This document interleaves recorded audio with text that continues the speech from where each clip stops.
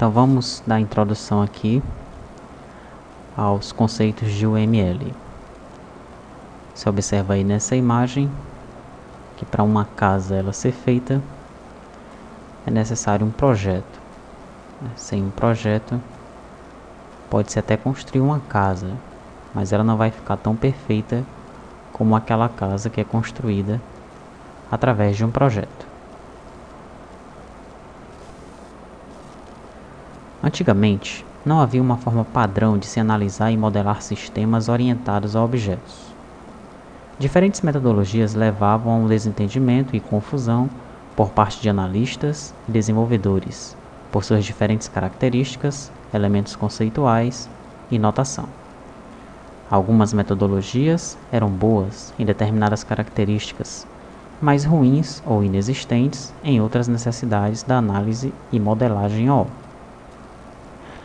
Greg Book, James Humbaugh e Ivar Jacobson, os três amigos, se juntaram, unificaram suas metodologias e criaram a UML, pegando o melhor de cada e melhorando com o suporte e a ajuda da comunidade.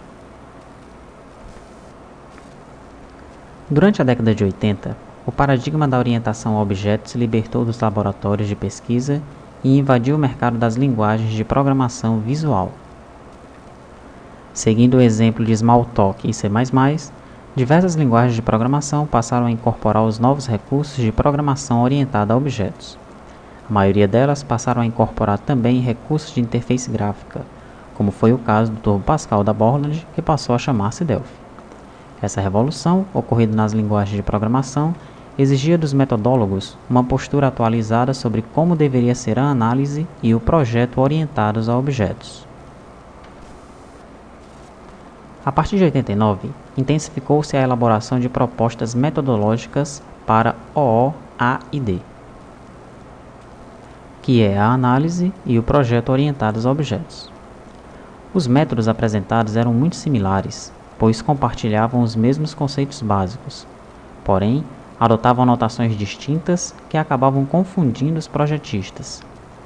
Os primeiros esforços em direção à padronização dos métodos, alavancados por membros da OMG, foram frustrados pelos frequentes protestos dos metodólogos mais relevantes. A fusão de métodos iniciou-se em 94, quando Humboldt, que é autor do método OMT, deixou a General Electric para se associar a Booch, autor do método que leva o seu nome, Narration of Software. Em 95, a dupla apresentou a versão 0.8 da documentação sobre o Unified Method, método unificado, e anunciou a adesão de mais um membro, Ivar Jacobson, que era também autor de outro método, o método OSE. Em janeiro de 97, os três amigos lançaram a versão 1.0 da documentação sobre UML, como proposta de padronização de métodos, a fim de facilitar o intercâmbio entre diferentes modelos. Esta e outras propostas, submetidas à avaliação da OMG, sugeriam um metamodelo oficial e uma notação opcional. A UML 1.0 havia recebido contribuições de parceiros, vários parceiros, como nós estamos vendo aqui, a Digital Equipment Corporation, a HP, a iLogix, Intel Corporation, IBM, Icon Computing, MC System House, Microsoft, Oracle, a Rational Software, TI e a Unisys, e tem mais. Outros parceiros também contribuíram para a UML. A versão revisada da UML 1.1 foi produzida pela sinergia dos parceiros UML e submetida à apreciação da OMG. Então, na verdade, aí os pais da UML foram esses três autores, cada um deles tinha já o seu próprio método, mas eles pegaram o que tinha de melhor em cada um dos seus métodos, unificaram os métodos e criaram aí o método que é conhecido como UML. Então, nós estamos vendo aqui 4 métodos que existiam, O método de Booch, um dos três amigos, o AMT, que era o método Humbaugh, e estamos vendo outros 2 métodos aqui. Então a união desses métodos foi que transformou, que criou a UML. A UML foi criada da união dos métodos existentes, principalmente dos métodos dos chamados três amigos. Então aqui nós estamos vendo um dos três amigos, o Greg Booch, foi um dos pioneiros da orientação ao objeto. Em 1980 deu ênfase em técnicas de projeto para ADA, e de 92 a 94 apareceu aí com esses livros, Projeto de Programas em C++ e ADA. Esse é o assunto explorado aí nesse livro, Object Oriented Design with Applications. Em 94 existe aí o aparecimento de um outro livro, que é o Object Oriented Analysis and Design with Applications. Trata aí sobre conceitos de orientação ao objeto e modelagem de objetos. Também projeto de várias aplicações exemplo com diferentes linguagens da época. E em 98, a fundação da Rational.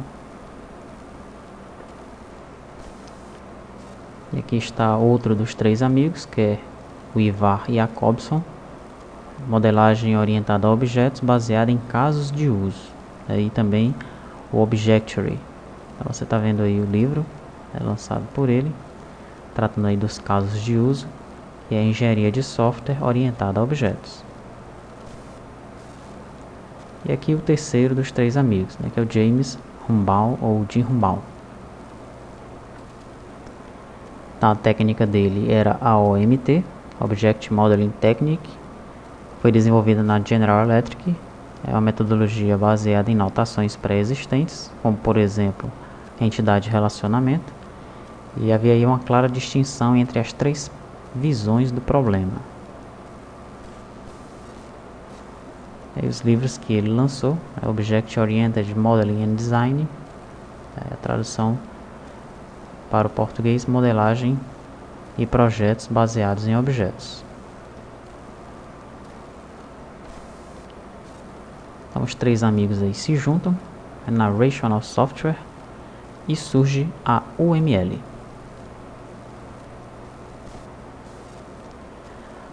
O OMG é um organismo que fornece diretrizes para a indústria de software através de especificações de padrões, cuja missão é promover a teoria e a prática da tecnologia de objetos para o desenvolvimento de sistemas de computação distribuída.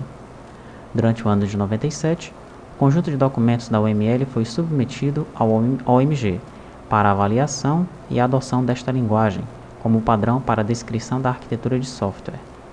A proposta apresentou uma convergência das melhores experiências na tecnologia de objetos. No dia 17 de novembro, o Conselho de Diretores do OMG acolheu a proposta e a instituiu como padrão. UML significa Unified Modeling Language e é a padronização das metodologias de desenvolvimento de sistemas baseados na orientação a objetos. A UML incorpora as noções do desenvolvimento de software totalmente visual. Ela se baseia em diagramas que são modelados e classificados em visões de abstração. O desenvolvimento de um sistema em UML divide-se em 5 fases: análise de requisitos, análise, design, que é a fase do projeto, implementação, a fase da programação, e testes. A UML se propõe a ser a linguagem definitiva para a modelagem de sistemas orientados a objetos, por ser unificada e facilitar que grupos de desenvolvimento de software interpretem de uma maneira correta e sem ambiguidades modelos gerados por outros analistas ou grupos de desenvolvimento.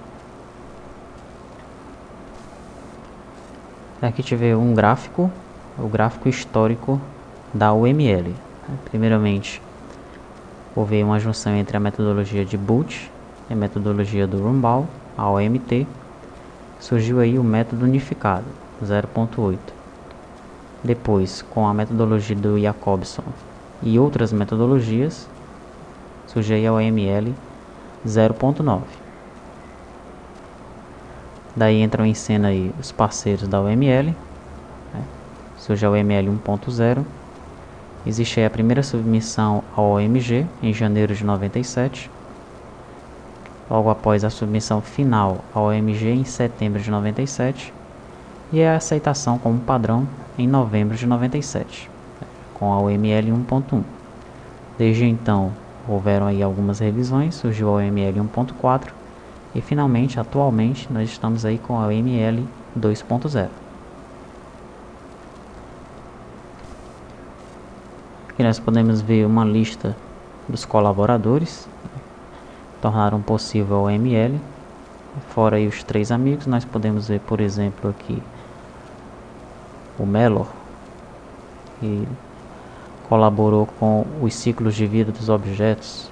Odell colaborou com classificação. O Irvsbrook colaborou aí com responsabilidades. E por aí vai. Aqui existe o nome do colaborador e logo abaixo o tipo de colaboração. Mas não esquecendo, que os principais colaboradores foram os 3 amigos. Como nós podemos ver aqui nesta gravura, que deixa bem claro que a OML nasceu das ideias, das metodologias já existentes dessas 3 mentes, dos 3 amigos. Vamos falar um pouco agora sobre as fases do desenvolvimento de um sistema. No final dessa apresentação nós vamos voltar a falar sobre essa questão. São 5 as fases do desenvolvimento, como nós já vimos também há pouco. Análise de requisitos é a primeira, é a fase que captura as intenções e necessidades dos usuários do sistema através das funções desejadas no sistema, chamadas de casos de uso, ou use case. Fase de análise, onde se cria as primeiras abstrações e mecanismos presentes no domínio do problema. Fase de design ou projeto. O resultado da análise é expandido em soluções técnicas. As classes do domínio do problema são mescladas com classes de infraestrutura. É o detalhamento para a fase de programação. Fase de programação. Os modelos criados são convertidos em código de linguagem. E a fase de testes. Testes unitários, testes de integração e testes de aceitação. Então, a fase análise de requisitos. Esta fase captura as intenções e necessidades dos usuários do sistema a ser desenvolvido através do uso de funções chamadas use cases. Através do desenvolvimento de use case, as entidades externas ao sistema que interagem e possuem interesse no sistema são modelados entre as funções que eles requerem, funções estas chamadas de use cases. Os atores externos e os use cases são modelados com relacionamentos que possuem comunicação associativa entre eles ou são desmembrados em hierarquia. Cada use case modelado é descrito através de um texto, e este especifica os requerimentos do ator externo que utilizará este use case. O diagrama de use cases mostrará o que os atores externos, ou seja, os usuários do futuro sistema, deverão esperar do aplicativo, conhecendo toda a sua funcionalidade, sem importar como esta será implementada. A análise de requisitos também pode ser desenvolvida baseada em processos de negócios, e não apenas para sistemas de software. Fase de análise. A fase de análise está preocupada com as primeiras abstrações, são as classes e objetos, e mecanismos que estarão presentes no domínio do problema. As classes são modeladas e ligadas através de relacionamentos com outras classes, e são descritas no diagrama de classe. As colaborações entre as classes também são mostradas neste diagrama para desenvolver os use cases, modelados anteriormente. Estas colaborações são criadas através de modelos dinâmicos em UML. Na análise, só serão modeladas classes que pertençam ao domínio principal do problema do software, ou seja, classes técnicas que gerenciem banco de dados, interface, comunicação, concorrência e outros, não estarão presentes neste diagrama. Fase de design ou projeto. Na fase de design, o resultado da análise é expandido em soluções técnicas. Novas classes serão adicionadas para prover uma infraestrutura técnica, a interface do usuário e de periféricos, gerenciamento de banco de dados, comunicação com outros sistemas, dentre outros. As classes do domínio do problema modeladas na fase de análise são mescladas nessa nova infraestrutura técnica, tornando possível alterar tanto o domínio do problema quanto a infraestrutura. O design resulta no detalhamento das especificações para a fase de programação do sistema. Fase de programação. Nesta fase, as classes provenientes do design são convertidas para o código da linguagem orientada a objetos escolhida. Evidentemente, a utilização de linguagens procedurais é extremamente não recomendada. Dependendo da capacidade da linguagem usada, essa conversão pode ser uma tarefa fácil ou muito complicada. No momento da criação de modelos de análise design UML, é melhor evitar traduzi-los mentalmente em código. Nas fases anteriores, os modelos criados são o significado do entendimento e da estrutura do sistema. A programação é uma fase separada e distinta, onde os modelos criados são convertidos em código. Fase de testes. Um sistema normalmente é rodado em testes de unidade, integração e aceitação. Os testes de unidade são para classes individuais ou grupos de classes e são geralmente testados pelo programador. Os testes de integração são aplicados já usando as classes e componentes integrados para se confirmar se as classes estão cooperando umas com as outras, como especificado nos modelos.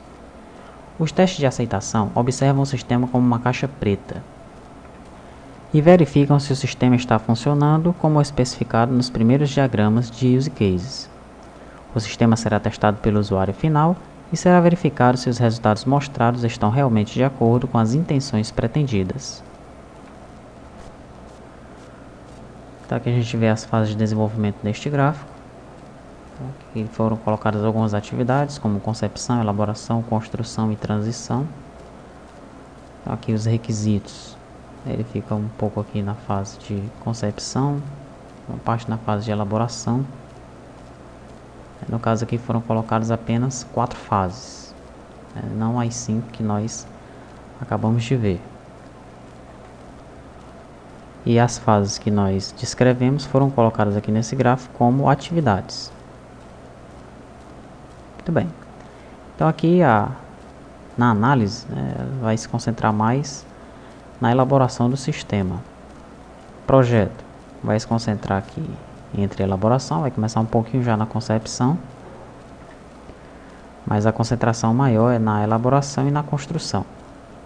Implementação já começa um pouquinho só na concepção, aumenta na elaboração, tem um grande impacto na construção, e também um pequeno impacto aqui na transição.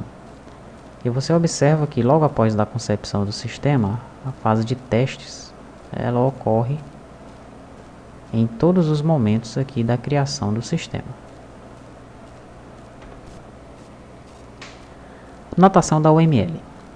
A UML é dividida em algumas partes, como segue. Visões. Mostram os diferentes aspectos do sistema, dando enfoque a ângulos e níveis de abstrações diferentes, construindo uma visão completa do sistema a ser construído. Modelos de elementos.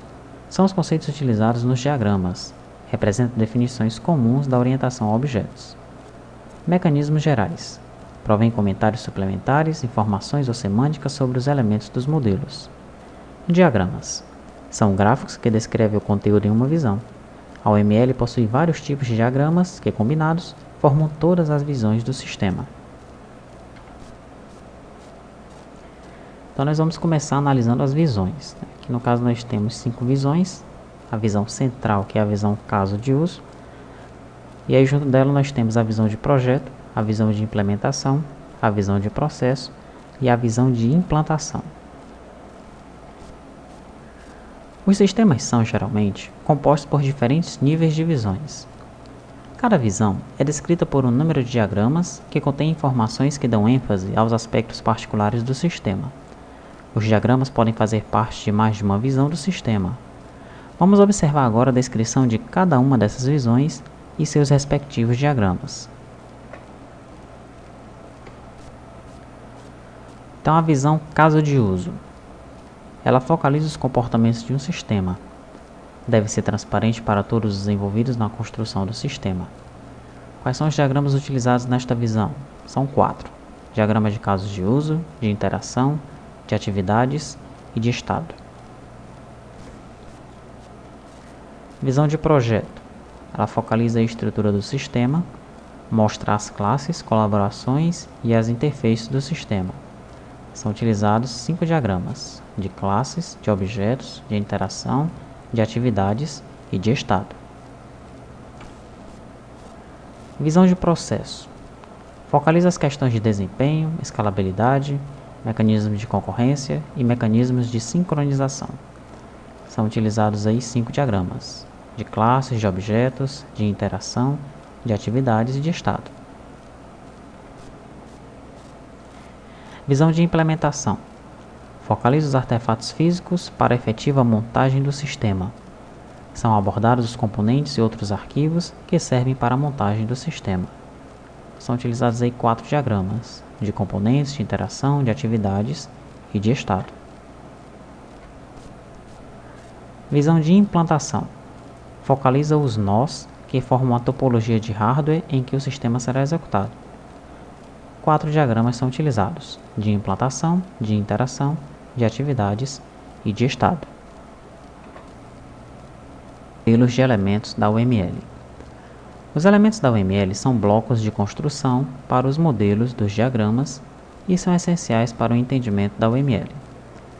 Cada elemento tem um propósito diferente, diferentes regras e notações. Alguns elementos podem ser usados em diferentes diagramas. Existem um grande conjunto de elementos disponíveis na especificação. Vamos ver alguns destes elementos especificados pela UML. Modelos, casos de uso. É a descrição de um conjunto de sequências de ações realizadas pelo sistema, que proporciona resultados observáveis de valor para um determinado ator. Um caso de uso é realizado por uma colaboração. Graficamente é representado por uma elipse de linhas contínuas, incluindo somente seu nome. Então, no caso aqui nós estamos vendo 2 casos de uso, o caso de uso login e o caso de uso pedido de compra. Ator. O ator é alguém ou algo externo ao sistema, mas que vai interagir com o sistema. Pode ser uma pessoa do mundo real ou até mesmo um outro sistema. Atores são representados como bonecos. Aqui nós estamos vendo o ator e ele vai aí interagir com os casos de uso do sistema. Classe. É a descrição de conjunto de objetos que compartilham os mesmos atributos e relacionamentos. É o estado. Operações e semântica, que é o comportamento, como nós já vimos lá na introdução de orientação a objetos. As classes podem implementar uma ou mais interfaces e graficamente são representadas por retângulos com 3 divisões: o nome da classe, o conjunto de atributos e o conjunto de métodos. Como nós estamos vendo aqui, essa aqui é a classe cliente, e aí seus atributos, nome e idade, e aqui as suas operações ou os seus métodos, o método criar e o método destruir. Objeto. Um objeto é uma instância de uma classe em tempo de execução. Os objetos são graficamente representados como uma classe, só que seu nome é sublinhado e pode ser mostrado opcionalmente precedido do nome da classe. Então aqui você vai identificar se o retângulo é uma classe ou um objeto através desse detalhe. No caso do objeto, olha, está sublinhado e pode ser que venha aqui já o nome do objeto. No caso aqui é um objeto Pablo Barros, é um objeto do tipo cliente. Se refere aqui à classe cliente. Não esqueça que um objeto é uma classe já na memória, é uma classe instanciada. Interface, ou como alguns mencionam, interface.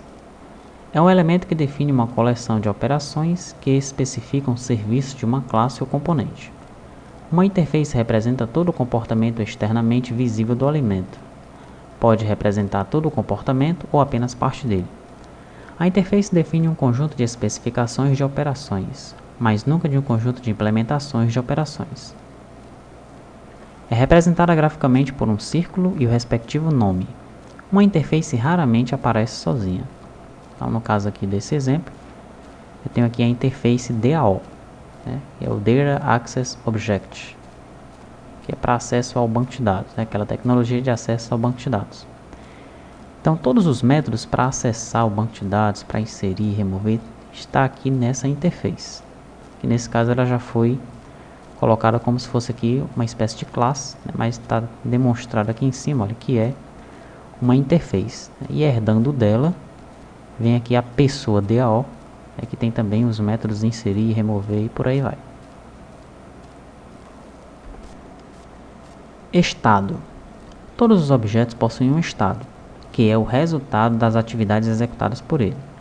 O estado é representado por um retângulo com os cantos arredondados e o nome do evento dentro do desenho. Então tá aqui.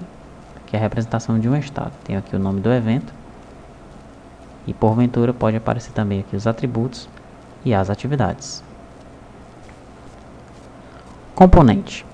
É a parte modular de um sistema, cujo comportamento é definido pelas suas interfaces. O trabalho interno dos componentes deve ser invisível e o seu uso ser independente de plataforma. Graficamente é representado por um retângulo com duas abas na lateral esquerda. Então aqui nós estamos observando dois componentes, um é esse cliente.java, outro esse gráficos.dll. Nó. Um nó é uma peça física de equipamento na qual o sistema será disponibilizado, por exemplo, uma estação de trabalho ou um servidor.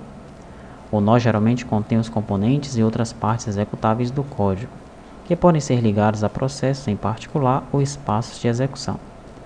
Os nós são usados nos diagramas de deployment, para modelar o deploy de um sistema, e para ilustrar a alocação física dos artefatos implementados. Graficamente é representado como um cubo. Colaboração.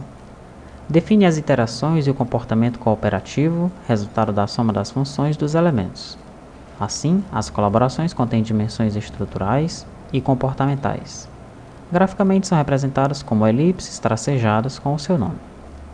Então aqui a colaboração compra. Está aqui mais detalhado. Então na compra eu vou ter um pedido, esse pedido tem itens e esse pedido está ligado a uma venda.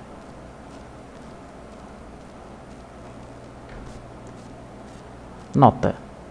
A nota é apenas um símbolo para representar restrições e comentários anexados a um elemento.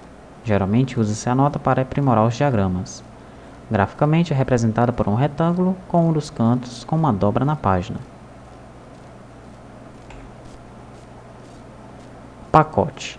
É um mecanismo de propósito geral para a organização de elementos em grupo. Graficamente é representado como um retângulo com uma guia. Aqui exemplo de pacotes. Interface do usuário, utilidades, objetos do sistema, banco de dados.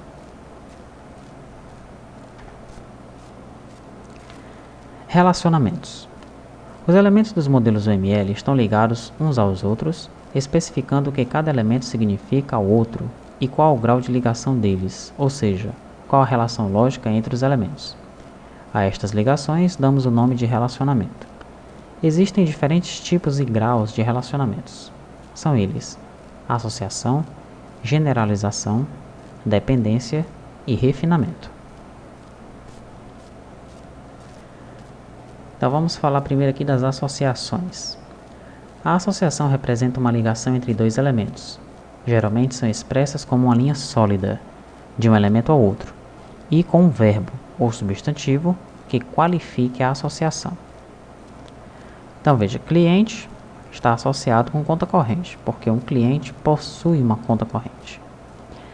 As associações ainda podem expressar a cardinalidade e a navegação, que é o sentido da associação. A cardinalidade, que é a multiplicidade, indica quantos elementos são possíveis de cada lado da associação e pode ser expressada com um número ou um intervalo. Então veja, aqui o sentido é de cliente para conta corrente, né? Porque é o cliente que possui a conta. E no caso da multiplicidade ou da cardinalidade, um cliente pode possuir diversas contas correntes.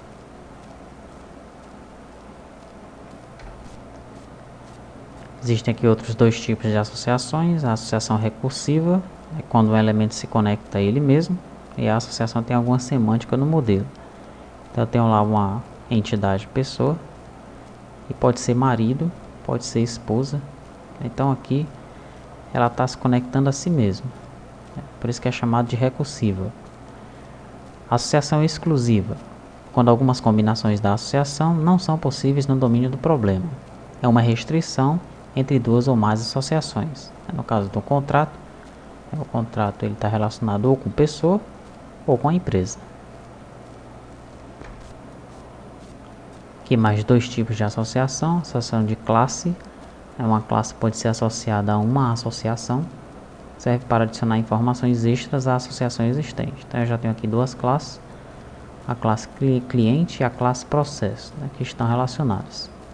Daí uma classe fila, ela entra para adicionar aqui algumas informações à associação. Ela não está relacionada a cliente, não está relacionada a processo, está relacionada à associação entre eles dois. A associação ternária é diferente, ela é usada quando mais de duas classes podem se associar entre si. Então eu tenho aqui contrato se associando com cliente. E eu tenho também regras contratuais, que tanto se relaciona com o contrato, quanto também se relaciona com o cliente. Então os três aqui estão se relacionando, por isso que é chamado de associação ternária. Tenho agora aqui a agregação. A agregação é um caso particular de associação. Indica que um elemento é parte ou está contido em outra classe. Representa uma relação do tipo parte-todo. Por exemplo, uma equipe. Uma equipe é formada por jogadores. Então isso aqui é uma agregação. Tem também a composição, que é um tipo de agregação. É um relacionamento onde um elemento está contido em outro. A vida de um depende do outro e os seus tempos de vida são os mesmos. Então a pessoa tem um coração. O coração está contido na pessoa. E o tempo de vida aqui dos dois é o mesmo.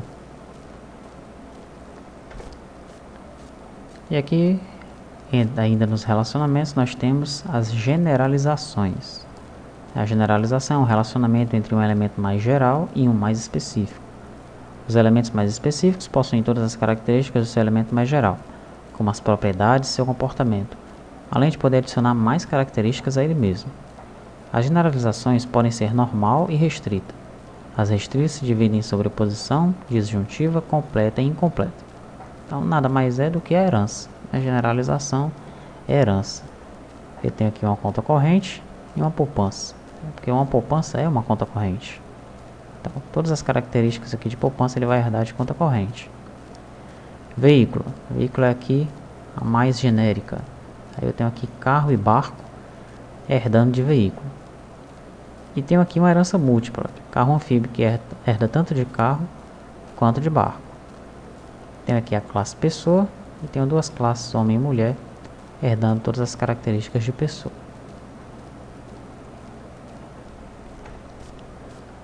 Temos aqui a dependência. A dependência é uma conexão semântica entre dois elementos, um independente e outro dependente. Qualquer alteração no elemento independente pode afetar o elemento dependente. Em classes, a dependência indica que o elemento apenas instancia ou usa o elemento independente, sem manter uma relação duradoura com o elemento. Então, no caso aqui nós temos uma aplicação, dependendo aí de uma janela. E finalmente o refinamento. O relacionamento de refinamento ocorre entre dois elementos parecidos, em diferentes níveis de abstração. Um refinamento pode acontecer entre um tipo e uma classe que o realiza. Neste caso é chamado de realização. Refinamento também pode ocorrer entre uma classe de análise e uma classe de design gráfico, ou entre um alto e um baixo nível de descrição. Refinamento também é usado para modelar diagramas de implementações diferentes da mesma coisa, uma simples e outra mais complexa. O refinamento é usado no modelo de coordenação.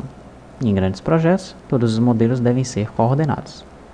Então você vê que nós temos uma lista de contatos, aqui uma lista de contatos mais refinada, que aí está relacionada aqui com a lista de contatos. E é interessante que você observe esses diagramas. No caso aqui do refinamento, é uma seta fechada, tracejada, mas com a cabecinha fechada, mais vazada, não é pintada. Mas voltarmos aqui, olha, da dependência, essa setinha tracejada, mas ela não é vazada, ela é preta. A setinha é preta. O da herança. Da herança é uma seta sem ser tracejada, é uma linha sólida. E a seta lá no final ela é fechada e vazada. Da agregação, se for uma agregação pura, é um losango vazado. Se for uma composição, é um losango preto. No caso da associação, A associação ternária é apenas ela que modifica, que fica aqui um losango vazado entre as classes. As demais associações são apenas uma linha, uma linha sólida entre uma classe e outra. Aí se houver essa questão aqui da cardinalidade, você vai colocar o número correspondente à cardinalidade. No caso de muitos, é um asterisco. Agora os diagramas da UML. Os diagramas utilizados pela UML dividem-se em 9. Diagramas de use case, classes, objeto, estado, sequência, colaboração, atividade, componente e execução, que é o de deployment. Todos os sistemas possuem uma estrutura estática e um comportamento dinâmico. A UML suporta modelos estáticos, dinâmicos e funcional. A modelagem estática é suportada pelo diagrama de classes e de objetos, que consiste nas classes e seus relacionamentos. Os relacionamentos podem ser de associações, herança, dependência ou refinamentos. Os modelamentos dinâmicos são suportados pelos diagramas de estado, sequência, colaboração e atividade, e o modelamento funcional é suportado pelos diagramas de componente e execução. Então aqui nós podemos observar todos os diagramas, os de caso de uso, os de classes, aqui nós vamos utilizar muito, os de objetos, os de componentes, os de deployment, de atividade, de estado, de colaboração e de sequência. Provavelmente o que você mais ouviu falar ou mais vai utilizar seja o diagrama de classes.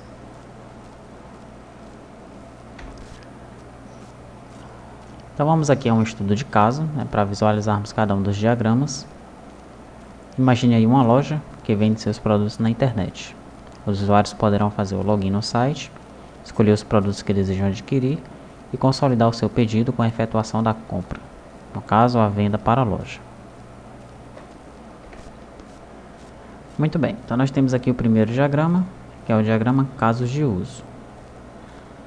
Esse diagrama serve para visualizar os relacionamentos entre os atores e os casos de uso do sistema, isso é chamado de cenários, numa visão geral. Serve para levantar os requisitos funcionais do sistema. Então está aqui o sistema de e-commerce, e aqui eu tenho os meus casos de uso. Vai ter um login, vai ter o cadastro de produtos, vai ter a busca pelos produtos, a busca pelo CD ou pelo livro, vai ter a finalização da compra e a baixa no estoque. Então eu tenho aqui os atores, No caso aqui, 2 atores estão interagindo com o sistema. O ator admin, ele faz um login e é ele que cadastra os produtos. Eu tenho o ator usuário, ele também faz um login, ele pode fazer uma busca de produtos, e aí pode buscar por CD ou por livro, Existe aqui uma relação entre os dois, entre esses casos de uso aqui. E o usuário, o ator usuário, ele também finaliza a compra. Aí quando isso ocorre, existe aí a baixa no estoque. Diagrama de atividades. O diagrama de atividades mostra o fluxo do controle.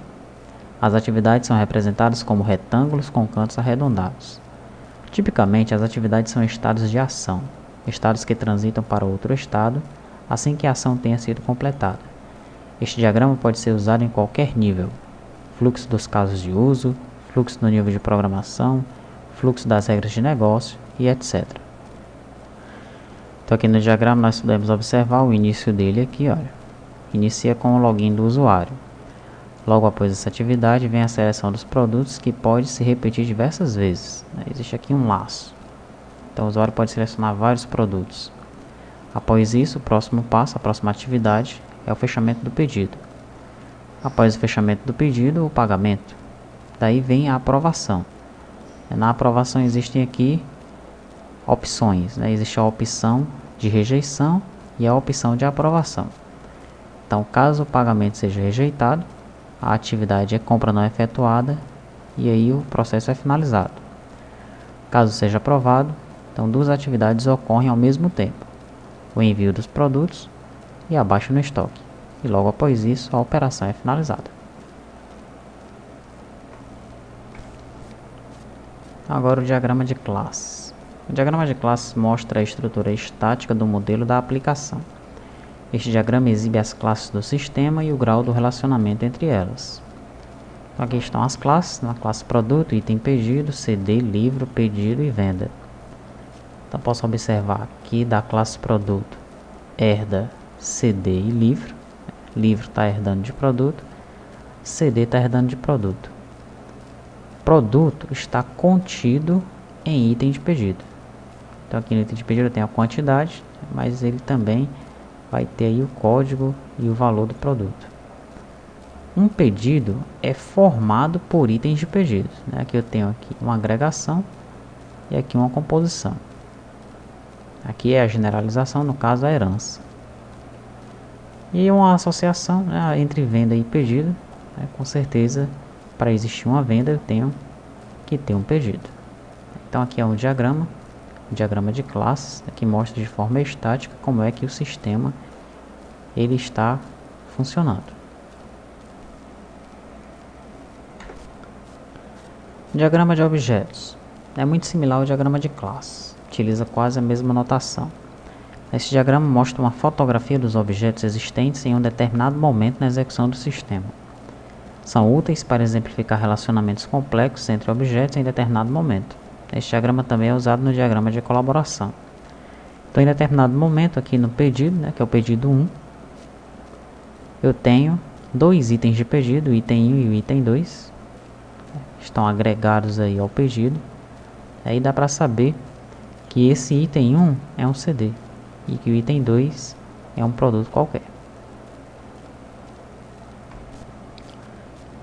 É um diagrama de estados, serve para mostrar todos os estados possíveis dos objetos de uma classe do modelo e que eventos do sistema causam essas mudanças de estado.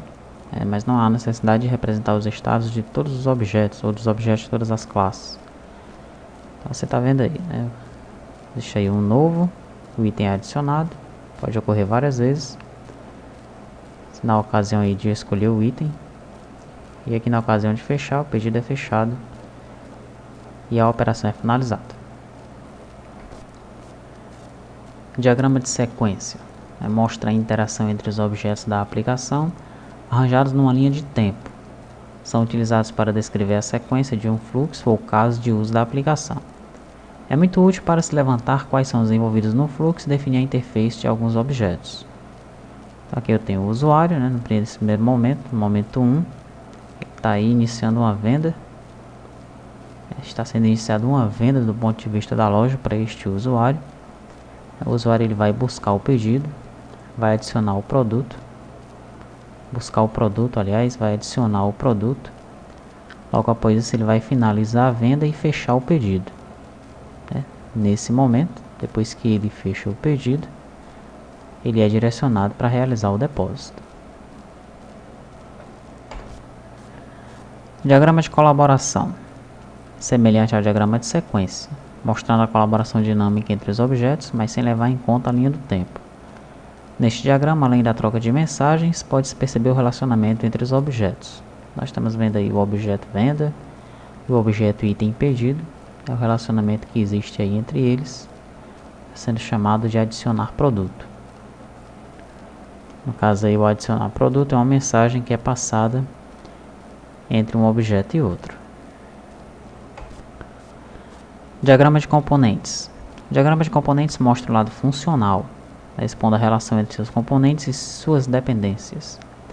Então eu tenho aqui as vendas elas estão guardadas aí no banco de dados Oracle, através do JDBC, e é feito aqui um log de todas as vendas que são realizadas. E, finalmente, o diagrama de execução mostra também o lado funcional, dessa feita exibindo a arquitetura física do hardware e do software do sistema. Então está aqui os nossos cubos, que são os nós, né, como nós vimos. Eu estou vendo 3 servidores, servidor de web, servidor de aplicações e o servidor de banco de dados. Então isso aqui é o hardware do sistema, né? O hardware onde o sistema será implantado. E a interface aqui entre um servidor e outro, a interface de rede, é através do protocolo TCP/IP. Como utilizar a UML? A UML contém notações e regras que tornam possível expressar modelos orientados a objetos, mas não diz como o trabalho deve ser feito, ou seja, não possui um processo específico de como o trabalho tem que ser desenvolvido, pois a UML foi desenvolvida para ser usada em diversos métodos de desenvolvimento. Para obtermos sucesso com o uso da UML, é necessário adotar algum tipo de método de desenvolvimento, especialmente em sistemas de grande porte, onde a organização de tarefas é essencial. Um método de desenvolvimento ou processo descreve o que fazer, como fazer, quando fazer e por que deve ser feito. Este também descreve o número de atividades que devem ser executadas em uma certa ordem, quando são definidas e relacionadas às atividades de um processo, um objetivo específico é alcançado. Em seu uso normal, a palavra processo tem vários significados, mas o que melhor se adequa ao nosso caso é a maneira pela qual se realiza uma operação segundo determinadas normas. No processo de desenvolvimento da engenharia de software, é necessário saber o objetivo final do processo, definir regras a serem seguidas e adotar um método fixo de desenvolvimento.